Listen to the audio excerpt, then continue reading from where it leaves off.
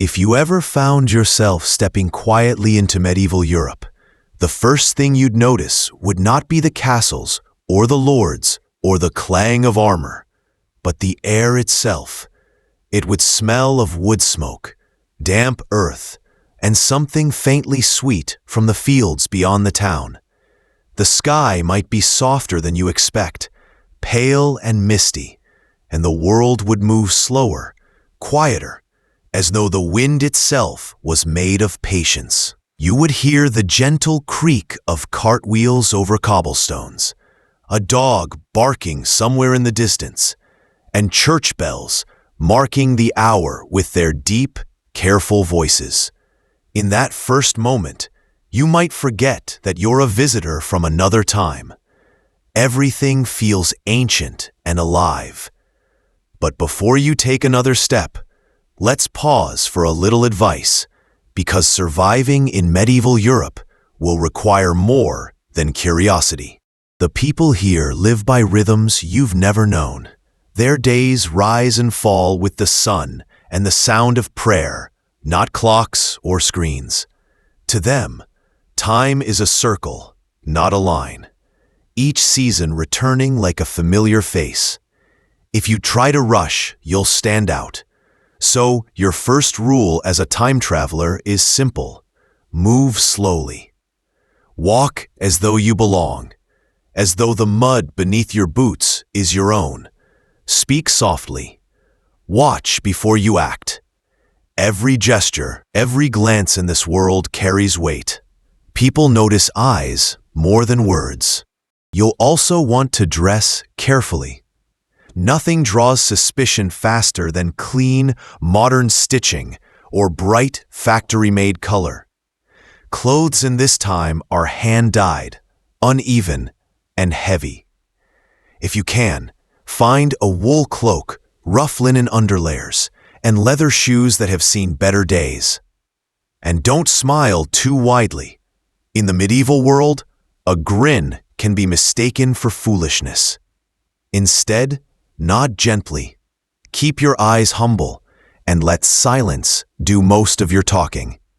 As you wander further, you'll feel a strange comfort in how human everything is. The rhythm of life, though hard, has a warmth you rarely find in the modern world.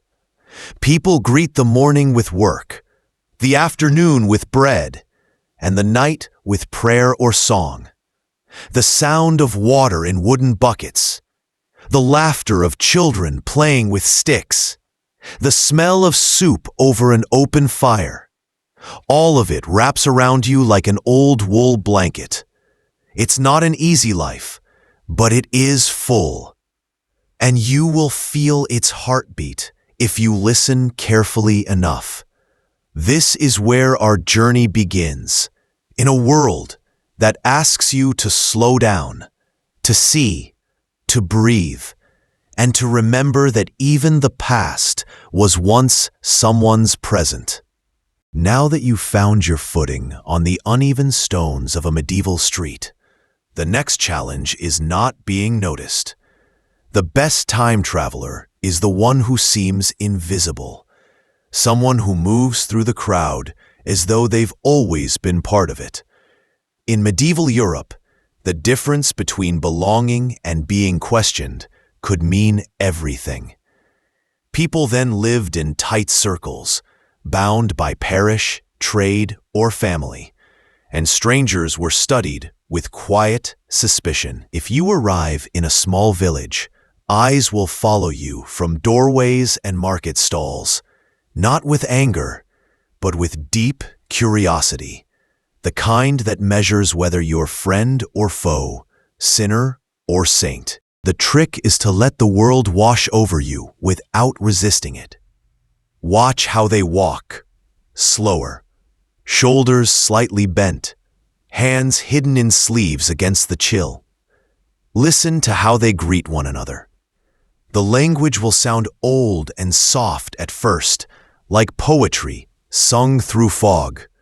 But kindness still translates easily. A nod, a bow of the head, a murmured good day in the local tone can go farther than perfect words.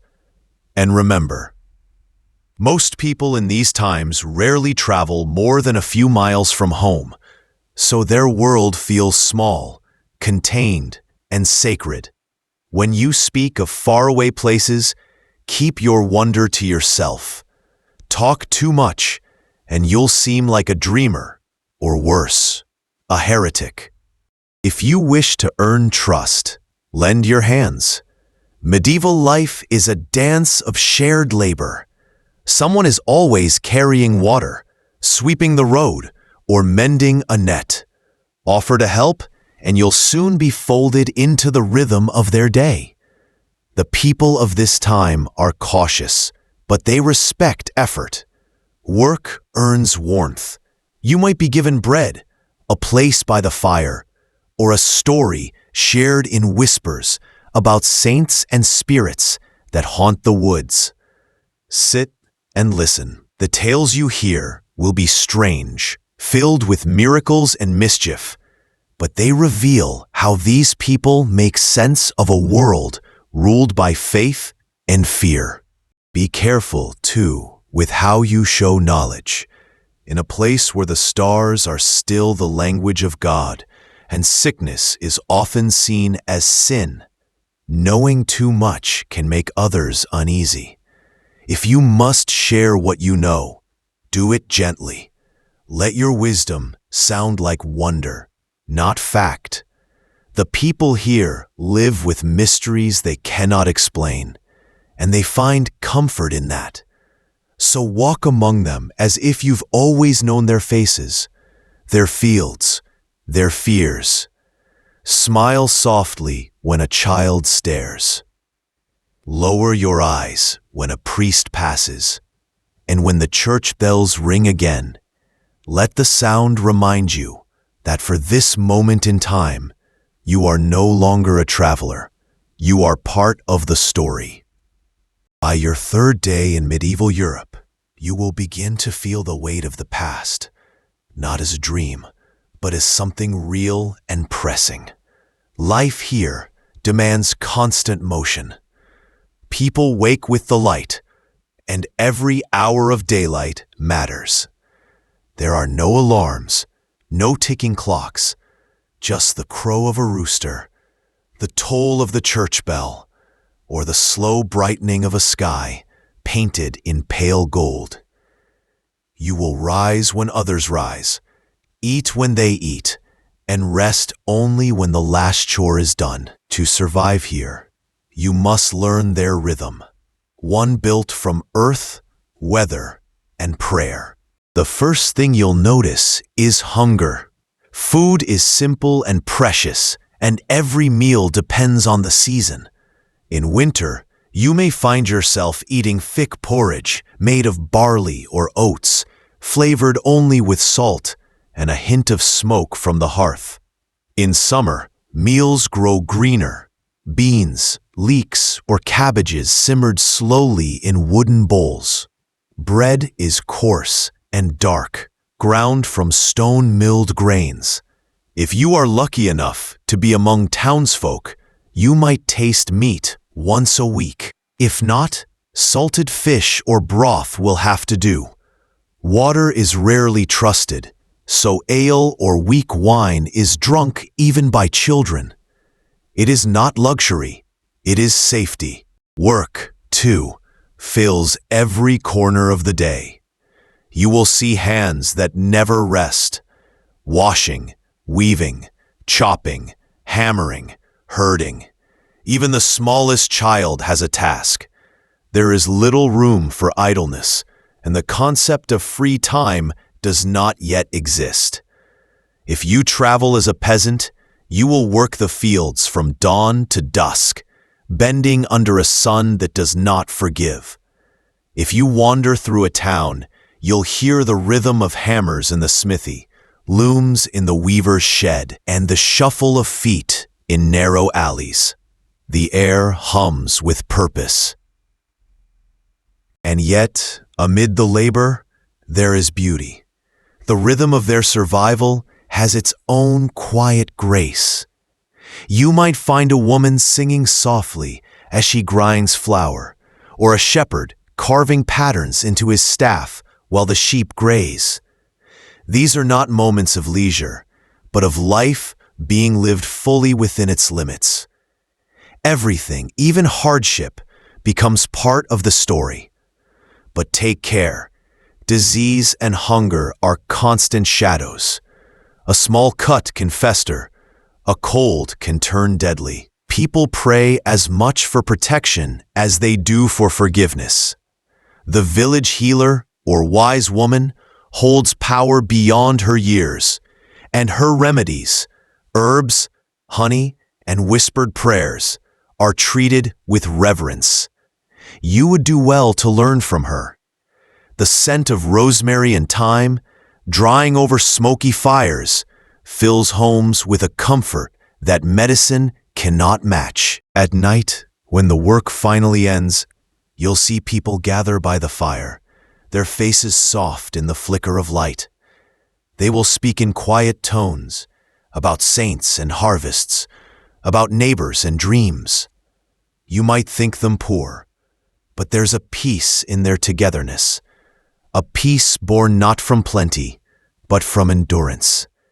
Here, survival is not just necessity. It is a kind of faith. As the days stretch onward, your senses begin to adjust to the deeper world of medieval Europe. Not just what you see, but what you smell and hear. Modern life is strangely silent compared to this age. Here, the air is always alive, each corner hums with movement, and every breeze carries a story. You will hear the steady rhythm of the blacksmith's hammer echoing like a heartbeat through the village, the soft rustle of hay carts rolling along muddy roads, and the distant ringing of church bells calling people to prayer or rest. The sounds never truly stop. They simply change as the sun moves across the sky. In the morning, it begins with the stirring of animals, cows lowing in their stalls, roosters crying to greet the light, and dogs barking at shadows that slip between cottages.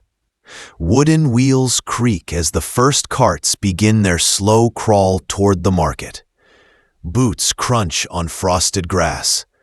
You'll hear laughter sometimes, low and rough, the kind that comes from people who work with their hands and measure joy in small things. Children's voices mix with the clang of pots and the splash of water from buckets being filled at the well. It's a busy, breathing world, one that sounds far more alive than it looks from the distance of centuries. But the smells will teach you more about the Middle Ages than any book ever could. The air holds a constant mixture, the sweetness of hay and bread, the smoke of wood and tallow, the sharp tang of animals and damp stone. In the towns, the scents grow thicker, richer. Streets are narrow, lined with workshops and homes where families, animals, and trade all live side by side. A baker's oven gives off warmth and comfort, but just around the corner, a tanner's pit sends up an odor so harsh it stings your eyes. There are no clean lines between pleasant and unpleasant here. Every smell belongs to the same living rhythm. At first, it might overwhelm you, but if you stay long enough, your nose begins to sort the layers. The sharpness of smoke becomes familiar, almost reassuring. The mix of herbs drying in rafters, or the faint scent of beeswax from candles, starts to feel like home. You begin to understand how people here live so close to the elements. They don't fight nature, they live inside it. The world around them isn't clean or controlled, but it's honest, and everything you touch or breathe is real. By evening, the village smells different again. Fires are lit, bread is baking, and the faint aroma of stewing vegetables drifts through open shutters. The air cools, carrying with it the quiet notes of a lute or the soft hum of a psalm sung in the distance. If you close your eyes, you can almost forget what century you came from. The sounds and smells of this world pull you inward, grounding you in a life that feels slow, full, and anciently human. If you truly wish to understand the hearts of the people in medieval Europe, you must begin with their faith. Religion is not simply a part of life here, it is life itself. Every thought, every action, every fear and hope is shaped by belief. To live in this world is to walk beneath the shadow of God, and for most, that shadow is both a comfort and a warning. Churches rise at the center of every village and town, their bells commanding the rhythm of the day, calling people to prayer, to work, to rest, to repentance. Even the smallest chapel holds a kind of power, its walls painted with stories that most villagers cannot read, but all can feel. To the medieval mind, the world is a fragile thing, balanced between heaven and hell. Illness, storms, or failed harvests are not seen as accidents, but as signs, messages from above or below. You may find people crossing themselves when they pass a cemetery, or whispering blessings over bread before they eat. The faith that fills this age is both tender and terrifying. It comforts the suffering, but it also reminds them that every soul is under judgment. The Church teaches that life on earth is a test, brief, painful but necessary. And so, people endure because their eyes are always turned toward eternity. As a traveler, you will feel the weight of this belief in every conversation. The people here speak often of sin, virtue, and miracles. They tell stories of saints who cured the sick, of angels who guided the lost, and of demons that whisper in dreams. Their world is not divided between the spiritual and the physical. Both exist together, layered over each other like light and shadow. The boundary between heaven and earth feels thinner here, as if one could almost reach through the mist and touch the divine. If you attend a church service, prepare to be humbled. The scent of incense will hang thick in the air, mixing with wax and damp stone. Latin words echo through vaulted ceilings, strange yet beautiful, and sunlight spills through colored glass, painting the floor in crimson and gold.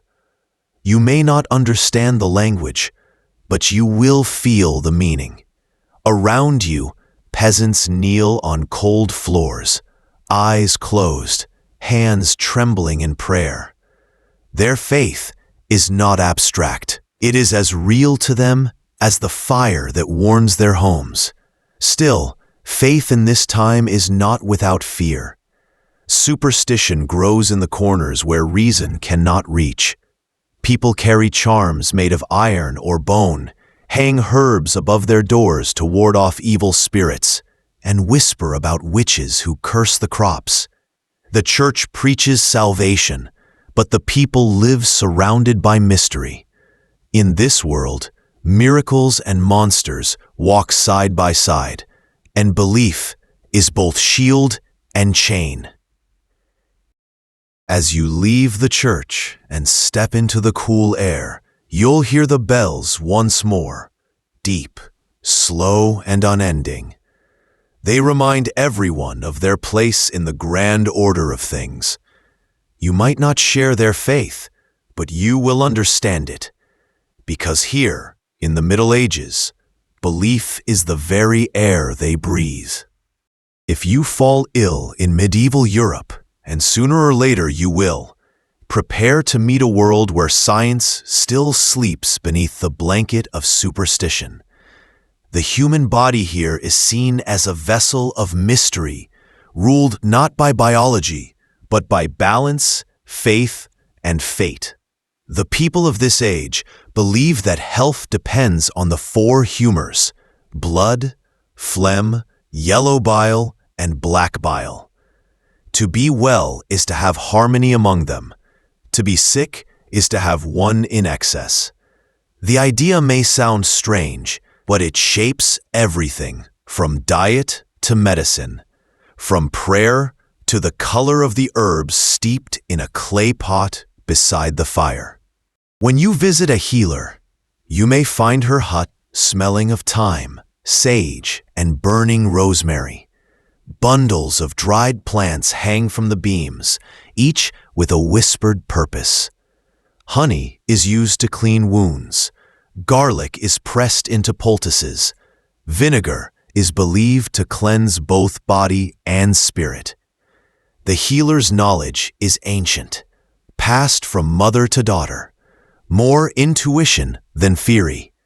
She may not know why her remedies work, but many do. Still, to the church, her power is dangerous. Too much success, too much confidence, and she risks being branded a witch. In towns, medicine takes a more official form, though not always a safer one.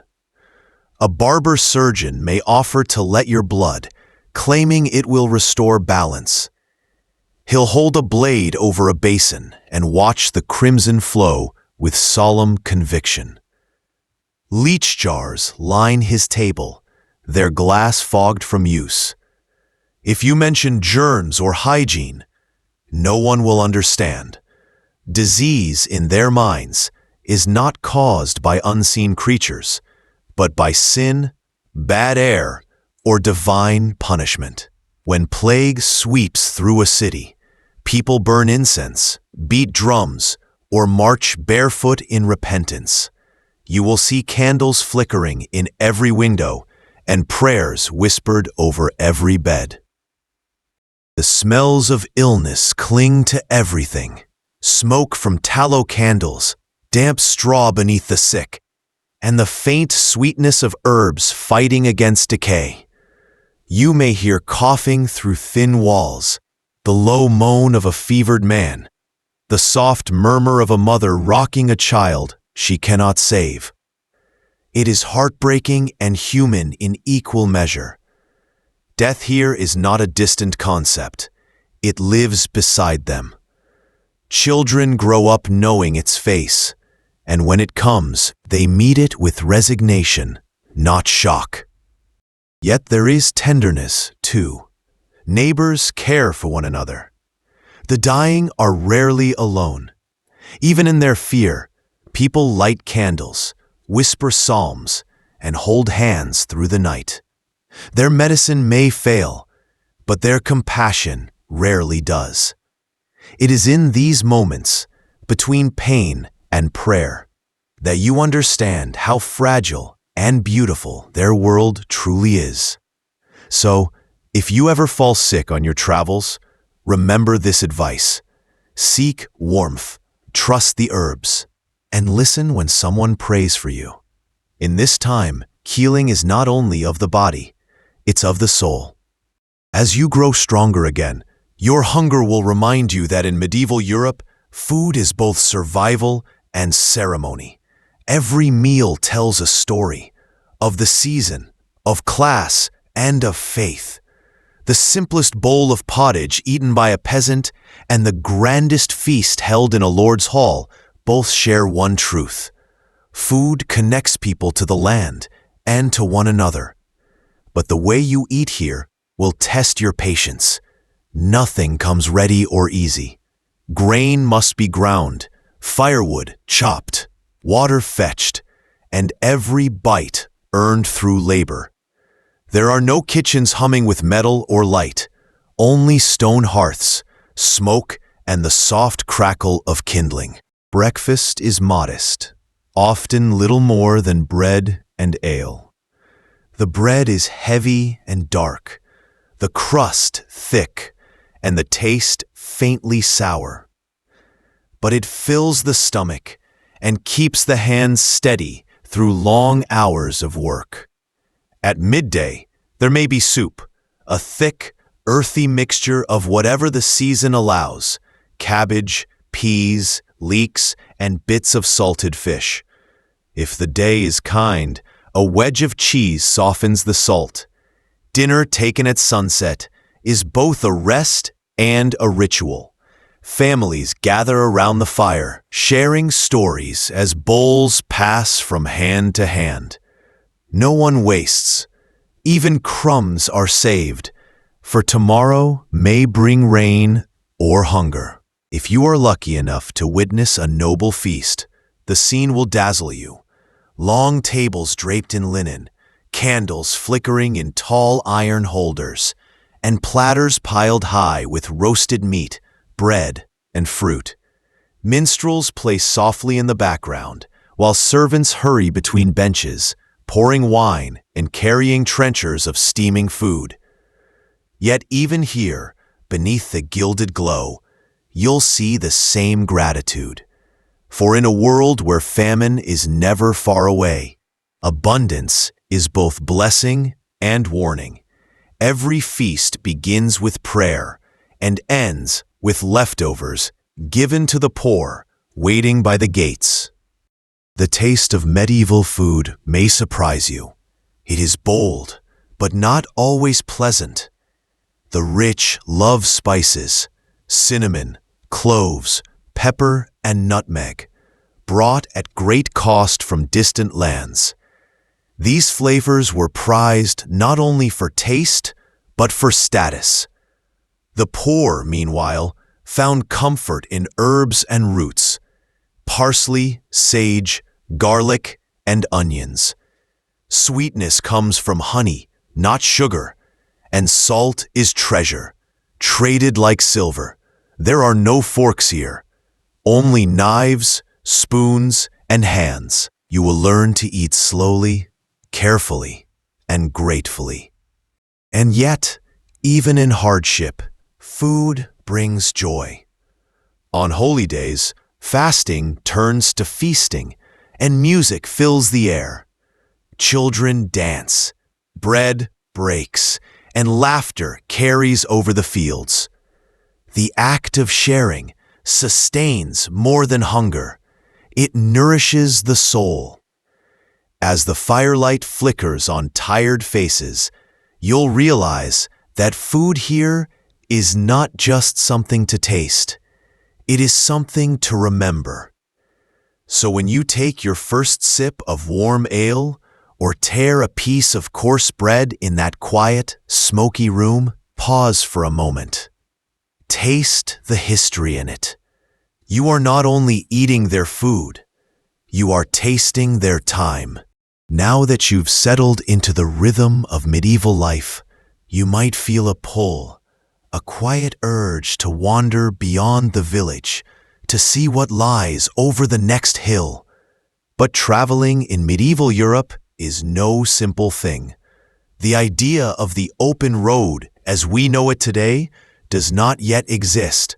Roads are uneven, often little more than dirt tracks carved by feet, hooves, and wooden wheels. When it rains, they turn into rivers of mud. When the wind blows, dust clouds rise like smoke.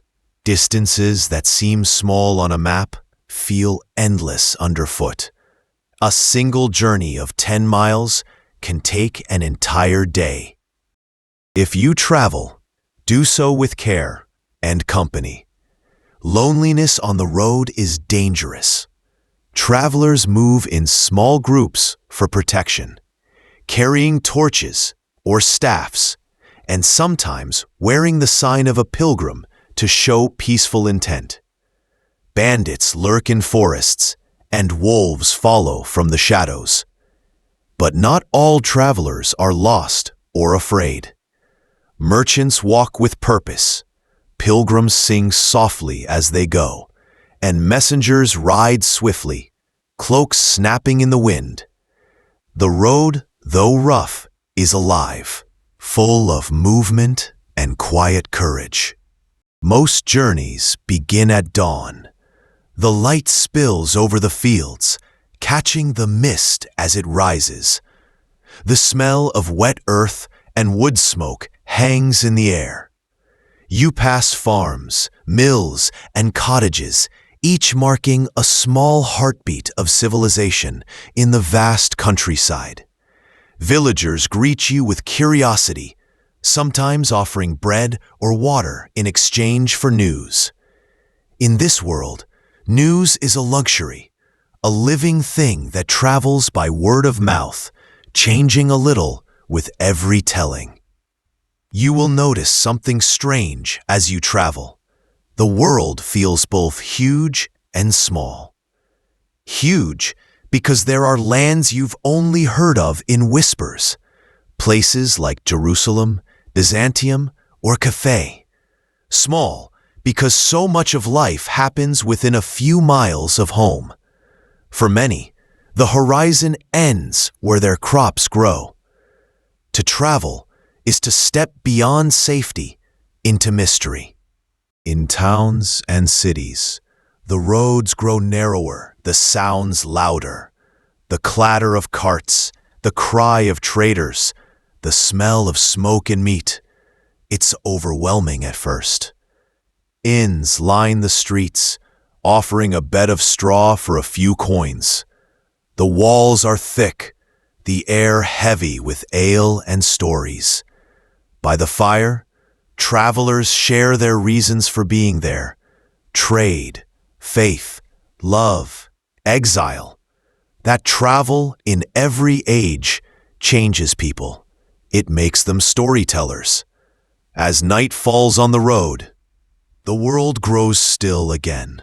You might camp beneath an oak tree, the stars bright and unpolluted above. Somewhere in the distance, a bell rings, calling monks to prayer or marking the passing of an hour. The sound carries softly across the dark fields, reminding you that even far from home, you are never truly alone. In medieval Europe, to travel is not just to move through space, it is to move through time, through belief, and through danger. Every step leaves a mark, every mile tells a story. And if you listen closely, you'll hear the land itself whispering its ancient welcome. Walk slowly, stranger, for the world here remembers every footfall. In medieval Europe, faith is not something people keep quietly in their hearts. It is the very air they breathe. From the moment of birth to the hour of death, life is surrounded by rituals, prayers, and symbols of the divine. The church bell marks time more faithfully than any clock, calling the village to prayer, to work, to rest. Whether you are a peasant in a field or a noble in a stone hall, you live by the rhythm of the sacred. God's presence is everywhere.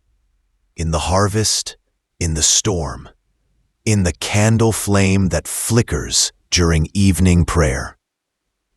If you find yourself in a medieval village at dawn, you might see people crossing themselves as they step outside, whispering blessings under their breath. The local priest is more than a religious leader. He is a teacher, a healer, and the voice that connects the village to heaven. On Sundays, the sound of the bell gathers everyone to the church, a small stone building smelling of wax, damp wood, and old incense. Inside, the light filters through narrow windows, painting golden lines across the walls. The priest's Latin words may be hard to understand, but the feeling of awe is universal.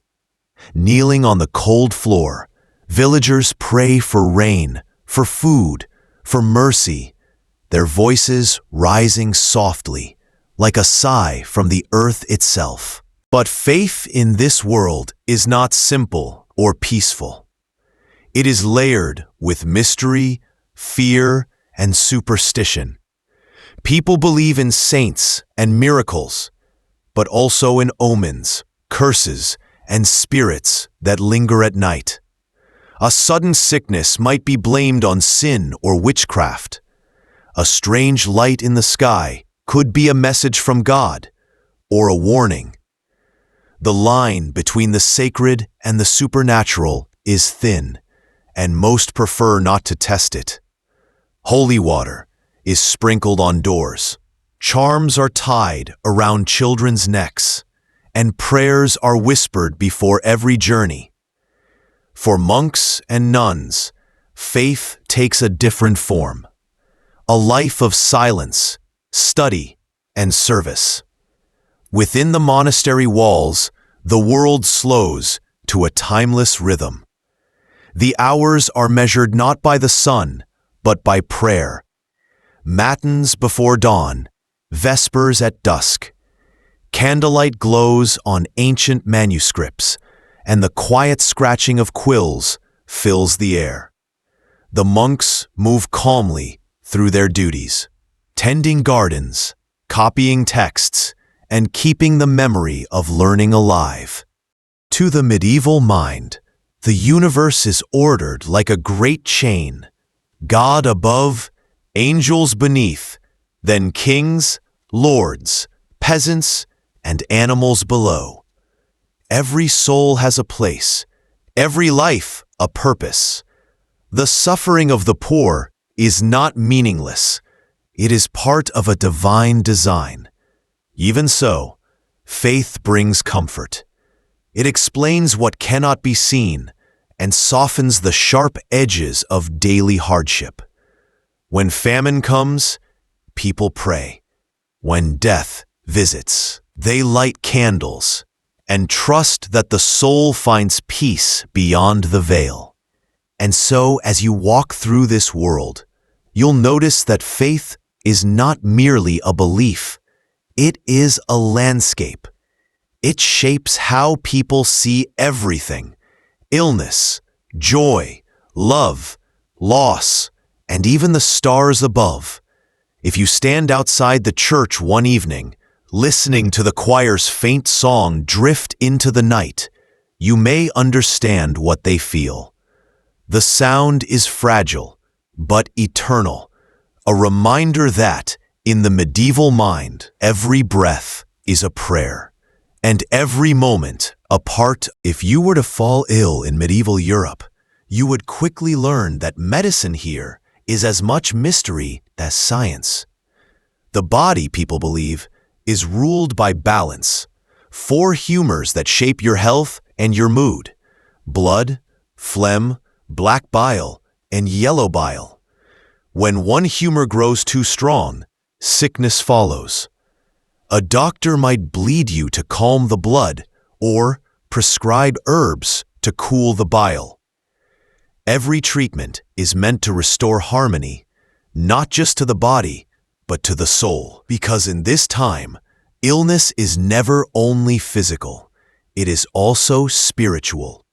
Hospitals, where they exist, are not places of technology or sterile rooms. They are quiet halls run by monks and nuns, filled with the scent of herbs, beeswax, and incense. The sick lie in rows of wooden beds, wrapped in linen, while prayers drift softly through the air.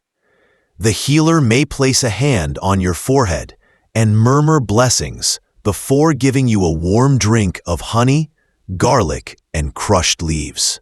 In this world, ... As the sun sinks behind the fields, medieval Europe changes its face. The day, with all its noise and labor, gives way to a softer world, one ruled by firelight, silence, and sleep. There is no rush to fill the night with sound or light. Instead, darkness is accepted like an old friend. The sky deepens into blue, then black, and stars appear one by one, clear and bright in the clean air.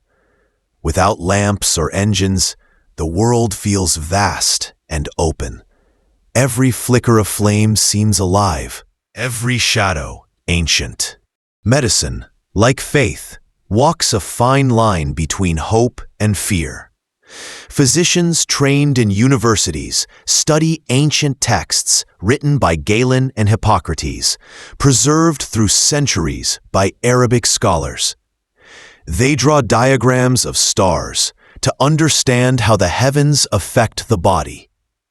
A fever that strikes under a full moon may be treated differently from one under a new. Astrology and anatomy are woven together, like two threads in the same cloth. Even the most learned doctor trusts the stars as much as his books. Surgery, when it happens, is rough and fast. There is no anesthesia beyond wine or prayer. The surgeon's tools are simple: knives, hooks, and hot irons for sealing wounds. Bones are set by hand. An infection is a silent enemy that few survive. Yet despite the limits, healing happens. The body is strong, and the will to live stronger still. A fever breaks, a wound closes, a child recovers, and each small miracle is seen. To the modern mind, these practices might seem strange or cruel. But for them, this was the world's order, where healing came through faith, patience, and the wisdom of nature. In the quiet of a monastery ward, candlelight flickers on a patient's pale face, and a monk whispers a prayer for the soul as much as the flesh. It is a tender scene, one where compassion, not knowledge, is the truest medicine. So if you ever fall ill in this world, do not seek machines or white walls. Seek warmth, prayer, and a bowl of broth offered with care.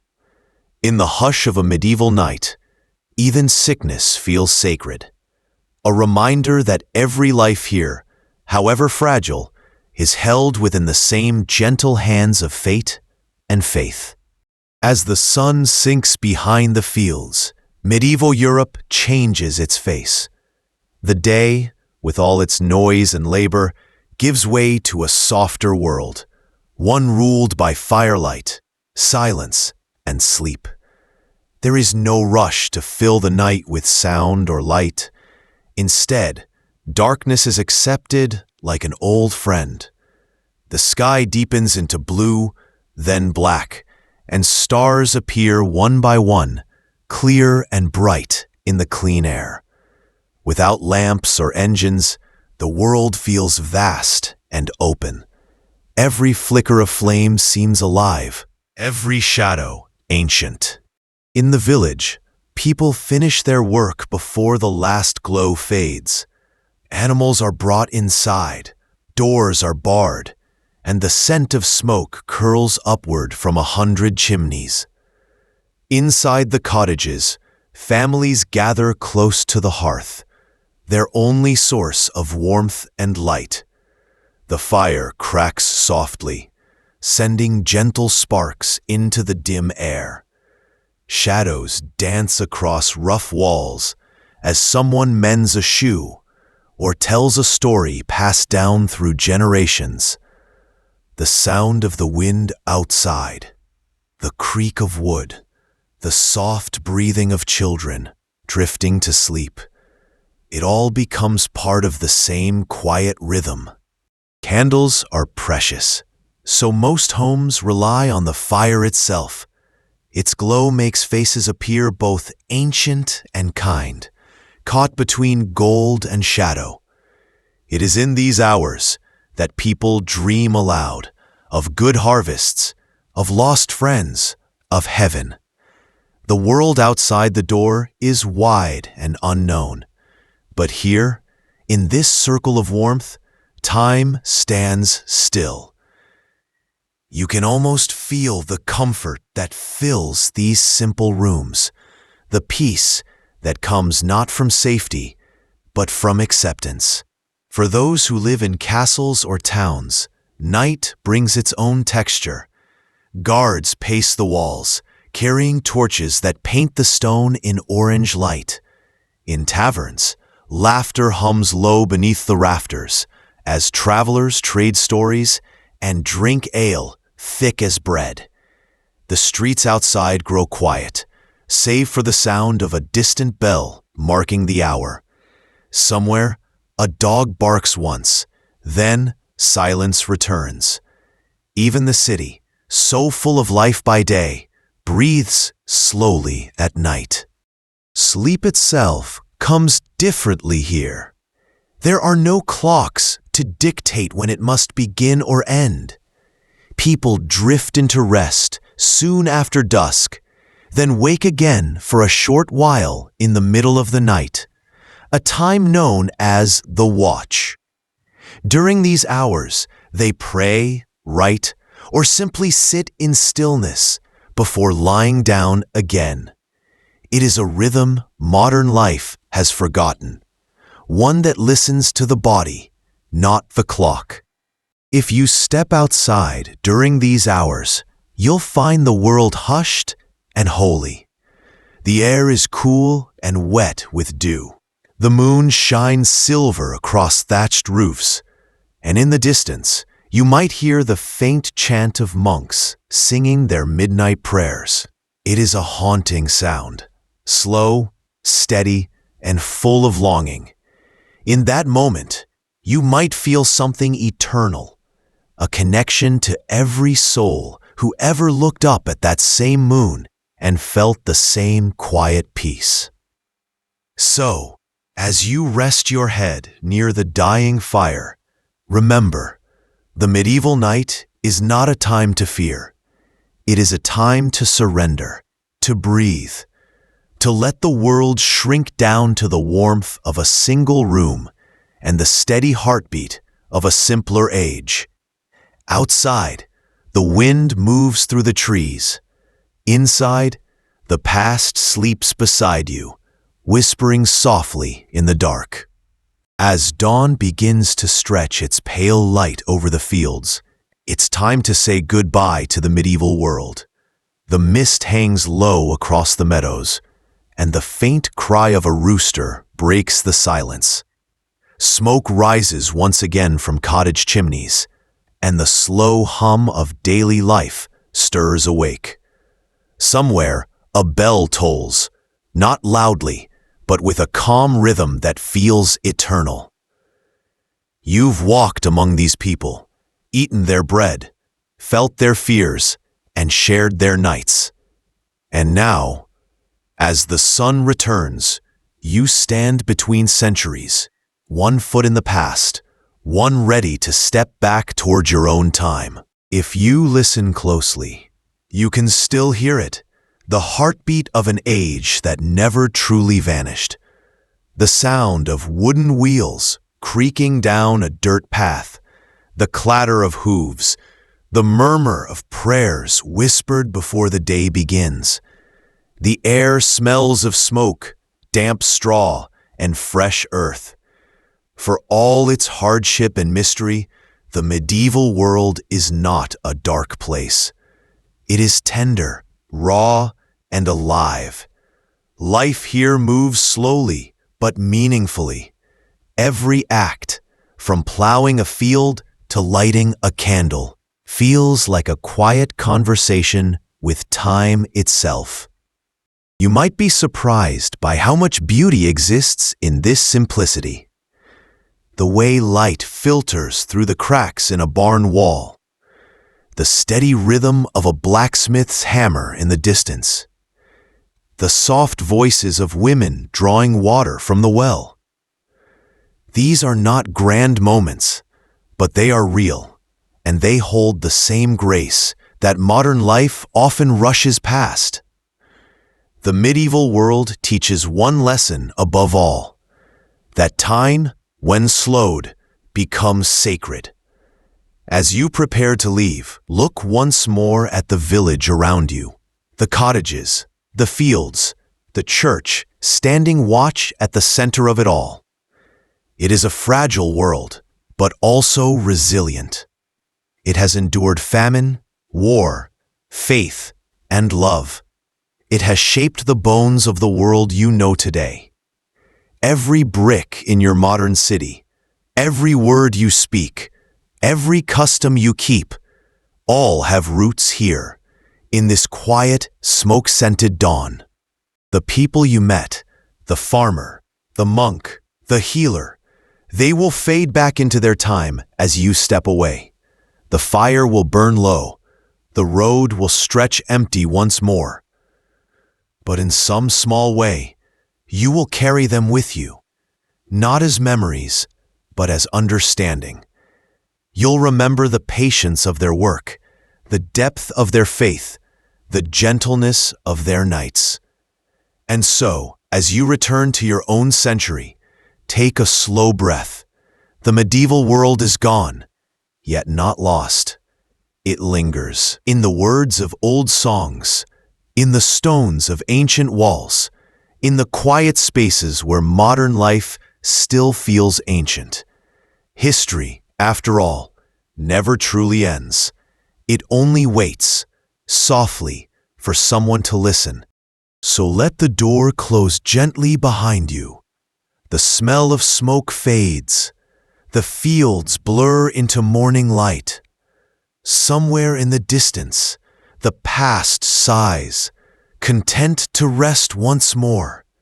And as you drift from that time, you realize that you haven't just visited history. You've lived it, if only for a while.